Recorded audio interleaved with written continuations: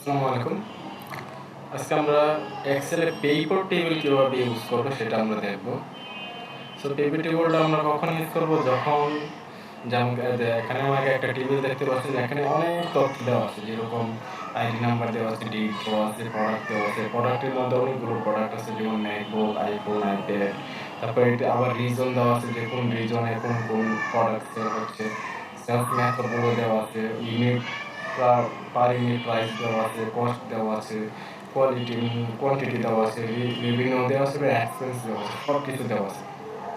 তো এখান থেকে যদি আমাকে বলে যে আমার আইফোনের টোটাল রেভিনিউ কত, তো এটা যদি আমি খুঁজে খুঁজে বের করতে যাওয়াটা অনেকটা মুশকিল হয়ে যাবে।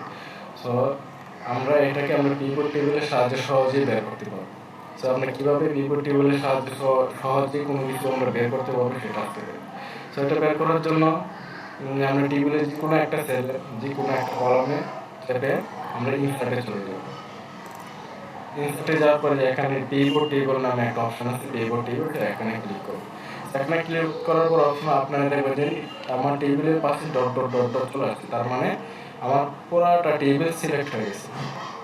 যে এটা যদি আপনাদের পুরোটা টেবিল সিলেক্ট না হয়, তাহলে যে এখানে অ্যারো বাটন দেখছেন, এই অ্যারো বাটনে চাপ দিয়ে পুরোটা টেবিল আপনারা সিলেক্ট করে নেবেন। তো আমার এখানে পুরো টেবিল সিলেক্ট করা আছে। তারপর চলে আসবেন এখানে নিউ শিট।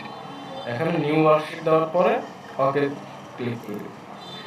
ওকে ক্লিক করে দেওয়ার পরে যে আমার এখানে নতুন একটা শিটে আমার পিভট টেবিলটা ওপেন হয়ে গেছে। সো এখানে আমি আমার যেটা ইচ্ছে সেটা আমি এখানে বের করতে পারবো। সো এখানে এই পাশে আপনি একটা পিভট ফিল্ড নামে একটা অপশন দেখেন, যেখানে সার্চ বার আছে, আইডি নাম্বার, ডেট, প্রোডাক্ট সবগুলো আছে, আর এখানে filter, column, rows and values. So আমি যদি এখানে চাই যে আমার প্রোডাক্টের রিভিউজগুলো বের করতে, সো জাস্ট আমি এখানে রিভিউটাকে ক্লিক করে ধরে এনে আমি বেলসের এখানে ছেড়ে দিব। বুঝলে, এখানে আমার রিভিউ চলে আসছে। এখন এই রেভিনিউটা চাচ্ছি যে আমরা কিসের ভিত্তিতে রেভিনিউটা দেখতে চাচ্ছি। আমি চাচ্ছি যে আমার প্রোডাক্ট অনুযায়ী রেভিনিউটা যেতে আসে। তো আমি প্রোডাক্টটাকে আমি চাপ দিয়ে ধরে আমি রোজ এখানে নিয়ে ছেড়ে দেবো। তো আমার প্রোডাক্ট অনুযায়ী আমার রেভিনিউ চলে আসছে। আমি এরপরে আমার রেভিনিউ আছে এত, আইপডের রেভিনিউ এত, আইফোনের রেভিনিউ এত। তো প্রোডাক্ট অনুযায়ী রেভিনিউ চলে আসছে। তো এখানে আরো অনেক কিছু আছে। যদি আমি এক্সপেন্সগুলো বের করতে চাই, তাহলে এক্সপেন্সগুলোকে আমি বের করে এখানে নিয়ে আসবো। সো আমার রিভিনিউর পাশাপাশি আমার এক্সপেন্সগুলো দেখাবে।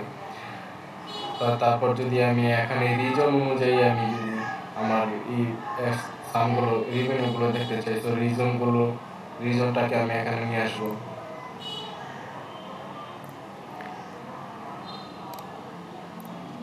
সো যে আমার রিজন অনুযায়ী আলাদা আলাদা সব কয়টার কোন কোন রিজনে আমার কতটুকু সেল হচ্ছে, কতটুকু এক্সপেন্স হচ্ছে, সব আলাদা দেখছে। এখন যদি চাই যে আমি ডেট অনুযায়ী দেখবো, এই ডেটটাকে আমি ফিল্টার করে নিয়ে আসবো, নিয়ে এখানে দেবো। দেখেন উপরে আমার একটা ডেট চলে আসছে। তো এখানে যদি আমি ডেটে দেই, যে এখানে সবগুলো ডেট আছে, আমার কোন কোন ডেটে আমার প্রোডাক্ট সেল হচ্ছে সবগুলো ডেট আছে। তো এখন যদি আমি চাচ্ছি যে আমি এই ডেটে আমার কত টাকা রেভিনিউ হচ্ছে, আমি এটা বের করার জন্য এটা সিলেক্ট করে ওকে দিয়ে দিব। সো এখানে চলে আসে। তো এখানে আমি মাল্টিপল ডেট ইউজ করতে পারবো। তো মাল্টিপল ডেটের জন্য এখানে সিলেক্ট মাল্টিপল দিয়ে, এখন যদি আমি অনেকগুলো ডেট সিলেক্ট করি, অনেকগুলো ডেট সিলেক্ট করা ওকে দিই। সো আমার এই ডেট অনুযায়ী রেভিনিউ চলে আসবে। সো আপনারা এখান থেকে আরও অনেক কিছু বের করতে পারবেন। তো যদি আমি চাই যে আমার কস্ট পার মিনিটটা বের হবে, সো আমি কস্টটাকে এনে আমি এখানে দিয়ে দিব ভ্যালুস, যে এখানে আমার এখানে কস্টটা আসছে, কিন্তু আমার সাম অফ টোটাল কস্ট চলে আসছে। তো আমি তো চাচ্ছি যে কস্ট পার ইউনিট বের করতে। সেটার জন্য আমি কী করবো, এখানে যে কোনো একটা ক্লিক করে, যে কোনো একটাতে ক্লিক করে আমি রাইট বাটন ক্লিক করব। রাইট বাটন ক্লিক করে যে সামারাইজ বাই ভ্যালুস বাই, এখানে যদি আমি এভারেজ দিয়ে দিই, তো আমার প্রতিটাতে কস্ট পার ইউনিটে আমার চলে আসে। সেভাবে আপনাদের যেটা বের করতে আপনারা চাচ্ছেন ওইটাই আমি এখান থেকে বের করতে পারবেন।